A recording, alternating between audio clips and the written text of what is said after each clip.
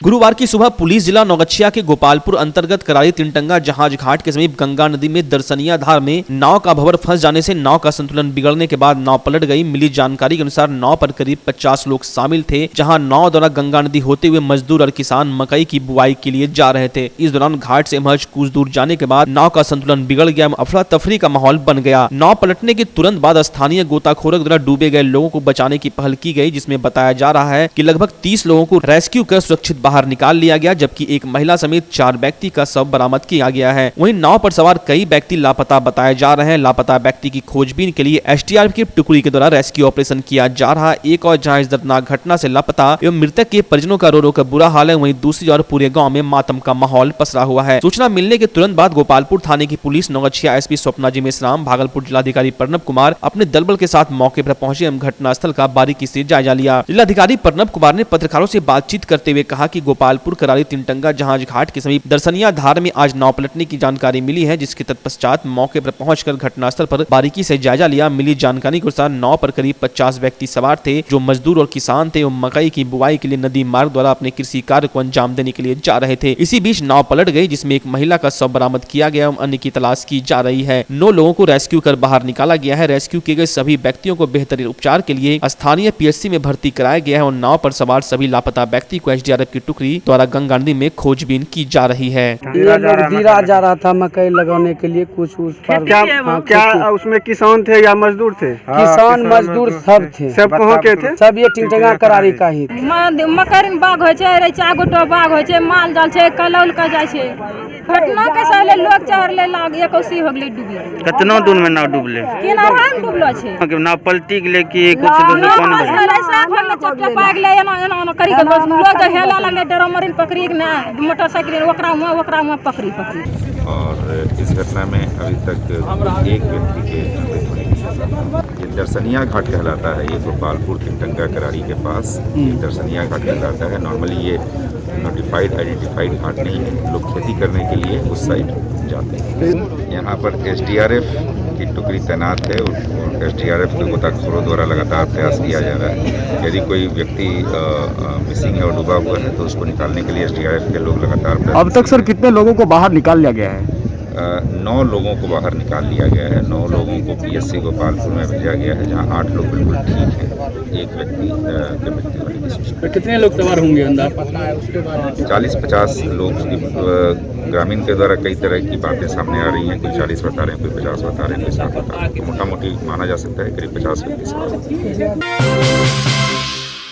अकबरनगर थाना क्षेत्र के भवनाथपुर बगीचा NH 80 पर गुरुवार को दिन दहाड़े खाद्य व्यवसायी अनुजदेव सिंह के पुत्र शिवम कुमार को गोली मारकर बाइक सवार अपराधियों के द्वारा लाखों रुपए लूट लिए गए। शिवम कुमार अपने सहयोगियों के साथ खाना खा रहा था। दुकान से पैसा लेकर कैनरा बैंक भवनाथपुर पैसा जमा करने जा रहा था। इसी दौरान घात लगाए बाइक सवार अपराधियों ने घटना को अंजाम दिया। घटना के बाबत बताया जा रहा है कि शिवम स्कूटी पर थैली में पैसा लेकर अपने सहयोगी के साथ जा रहा था। पैसा लेकर शिवम बाइक के पीछे की सीट पर बैठा था, तभी अपराधियों ने बाइक से ओवरटेक कर रोकने की कोशिश की। शिवम का बाइक रुकते ही अपराधियों ने पैसा छीनने का प्रयास किया। शिवम ने जब पैसा नहीं दिया तो अपराधियों ने गोली चला दी। इस दौरान अपराधियों ने कई राउंड गोली चलाई, जिसमें एक गोली शिवम के पेट में लग गई और गोली लगने के बाद शिवम गिर पड़ा और अपराधी पैसे लेकर भागलपुर की ओर फरार हो गए। घटना की जानकारी मिलते ही काफी संख्या में ग्रामीण व Akbarnagar police, law and order DSP Nisar Ahmed Khan सहित कई थाने की पुलिस घटनास्थल पर पहुंची और घटना की जाँच में जुट गई। बताया जा रहा है कि शिवम को घायल अवस्था में इलाज के लिए भागलपुर ले जाने के क्रम में रास्ते में उसकी मौत हो गई। फिलहाल पुलिस ने सबको कब्जे में लेकर पोस्टमार्टम के लिए भेज दिया है। घटना के बाद भागलपुर के सीनियर एसपी आशीष भारती घटनास्थल पर पहुंचकर पूरे मामले की तहकीकात की। वहीं स्थानीय थाना प्रभारी से घटना के विषय में बारीकी से जानकारी ले रहे हैं। जो घटना घटी है उसकी जानकारी मिलने पर तुरंत अकबरनगर थाना की पुलिस तथा जो अन्य बड़ी पदाधिकारी हैं, inspector Sultanganj, DSP law and order और मैं स्वयं यहाँ पे घटनास्थल पे आकर के घटनास्थल का निरीक्षण किया है और इस मामले में जो भी अपराधी शामिल होंगे उनकी जल्द से जल्द गिरफ्तारी की जाएगी। उसमें टीम बनाया गया है डीएसपी लॉ एंड ऑर्डर साहब के नेतृत्व में। सभी सीसीटीवी फुटेज यहाँ आसपास का खंगाला जा रहा है और इस क्षेत्र में जो भी इस प्रकार की घटना करने वाले लोग हैं उनको भी डिटेल उसका निकाला जा रहा है जो जिन लोगों ने देखा है, जो उस समय चश्मदीद थे, और उनका बयान लेकर के उसका जो डिटेल है, उसके बाद अपराधियों की गिरफ्तारी के लिए हम लोग उसको प्रयासरत है और जल्दी उनकी गिरफ्तारी करेंगे। कितने की लूट हुई है? अभी इसकी जानकारी यहाँ पे तो परिजन उनके हैं नहीं, जो भी परिजन उनके द्वारा जो आवेदन में दिया जाएगा उसके आधार पे अग्रतर जांच की जाएगी। कितने की संख्या में सर अपराधी थे? अभी तक जो जांच में आया है कि यहाँ पे 2 मोटरसाइकिल सवार 4 लोग थे, लेकिन उसके अलावा भी अन्य लोगों की संलिप्तता से इनकार नहीं किया जा सकता है। परंतु जो बताया गया है कि जिस समय घटना कारित हो रही थी तो उसमें 2 मोटरसाइकिल पे 4 लोग थे। वहाँ पर एक सूचना हम लोग को मिली कि कोई अरुणदेव सिंह हैं जो जिनका खाद बीज का दुकान है, उन्हीं का लड़का और साथ में एक और कोई आदमी था रतनगंज का, जो खाद खरीदने आया था। तो पैसा लेके बैंक में, कनारा बैंक भवनाथपुर में जमा करने जा रहे थे। इसी बीच भवनाथपुर बगीचा के पास कुछ अपराधियों द्वारा जो है पैसा की लूट की गई है और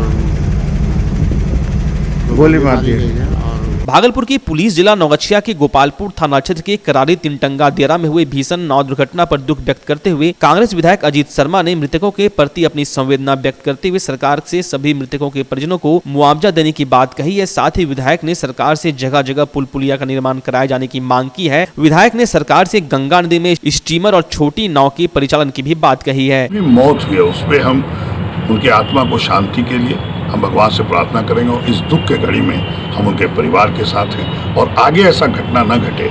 और आप लोग भी तब तक जब तक जहाज का व्यवस्था नहीं होता ओवरलोडिंग मत करिए, ये आपसे आग्रह है। और उनके इसमें सावधान व्यक्त करते हैं कि आपकी आत्मा को शांति मिले। मैं चाहूँगा कि जब सरकार बनने के बाद इसकी व्यवस्था की जाए, छोटे बोट्स चलाए जाएँ ताकि वो जहाज टाइप का, ताकि वो अगर कोई खेती करने जा रहे हैं, सब जगह पुल बनाना तो पॉसिबल है नहीं, वो बोट्स या नाव को बंद करके, चूँकि बोट चला के उनको खेती करने के लिए आगे भेजने का व्यवस्था जरूर करेंगे हम लोग। इस पर भी हम लोग विचार करेंगे ताकि किसी की मौत नहीं हो।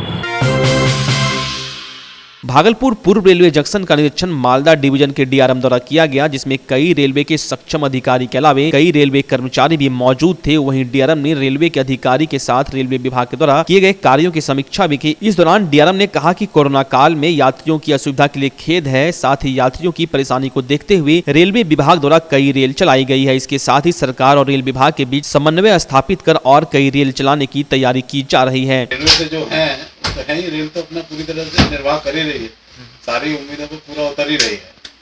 मतलब रेल की तरफ से कोई वो नहीं है, तो सरकार और प्लस ये आपका पेंडेमिक के गाइडलाइंस हैं, इसको फॉलो कर रहे हैं हम लोग। मतलब हम लोगों की तरफ से कोई वो नहीं, एस्केलेटर लगना है एक्स्ट्रा एक और बाहर, और हमारे जो लिफ्ट वगैरह के काम चालू होने हैं, सेकेंड एंट्री भी खुलनी है, वहाँ पार्किंग वार्किंग, तो उनके काम जो प्रगति में उनकी अपनी समीक्षा करनी।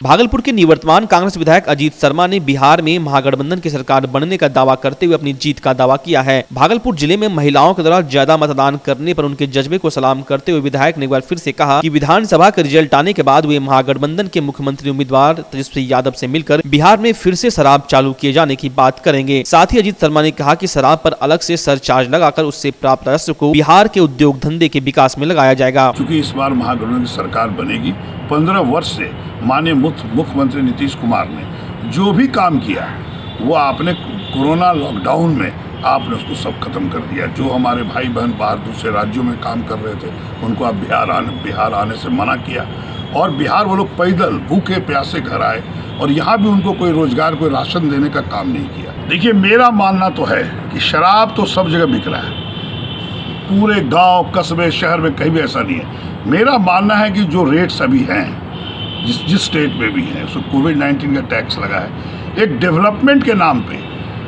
कुछ ना कुछ 10% ही सही उस पर रेट्स बढ़ा के उसके जो राजस्व है, लेकिन शराबबंदी जब खत्म अगर सरकार करती है उससे जो राजस्व आएगा उस सारा पैसा इंडस्ट्री कारखाने लगाने में लगेगा ताकि युवकों को रोजगार। भागलपुर के सबौर में इंतजार आलम के घर पर बनी पानी की टंकी इन दिनों काफी सुर्खियों में है। दरअसल यह कोई सामान्य सी पानी की टंकी नहीं है, बल्कि इसे बनवाने में इंतजार आलम ने करीब 2.5 लाख रुपए खर्च किए हैं। वहीं पानी की टंकी को उन्होंने अपनी पुरानी महिंद्रा स्कॉर्पियो का लुक दिया है। यही नहीं, उन्होंने स्कॉर्पियो वाली पानी की टंकी में अपनी वही पुरानी स्कॉर्पियो गाड़ी का रजिस्ट्रेशन नंबर भी लिखवाया है। इसी कड़ी में स्कॉर्पियो जैसी हूबहू दिखने वाली पानी टंकी का जब फोटो इंटरनेट पर वीडियो वायरल हुआ तो महिंद्रा ग्रुप के प्रमुख आनंद महिंद्रा भी खुद को रोक नहीं पाए। उन्होंने इस पानी की टंकी की तारीफ में जमकर कसीदे गढ़े। आनंद महिंद्रा ने अपने ट्विटर हैंडल पर इसका फोटो डालते हुए लिखा, Scorpio rising to the rooftop. Anand Mahindra ने कहा कि इस तरह के आइडिया के लिए गृह स्वामी को धन्यवाद। वहीं संबंध में मोहम्मद इंसार आलम ने बताया कि जब वो अपनी पत्नी के साथ आगरा गए थे तो वहीं उन्होंने कार वाली पानी टंकी को देखा था। इसके पश्चात उन्होंने घर में भी अपनी पुरानी स्कॉर्पियो के लुक में पानी की टंकी बनाने का फैसला लिया था। वहीं बिहार के भागलपुर जैसे छोटे शहर में इस तरह की चीजें देखना थोड़ा दुर्लभ है, लेकिन देश के उत्तरी हिस्सों में दिल्ली, पंजाब सहित कई क्षेत्रों में मॉडिफाई एसयूवी और मोटरसाइकिल काफी लोकप्रिय है।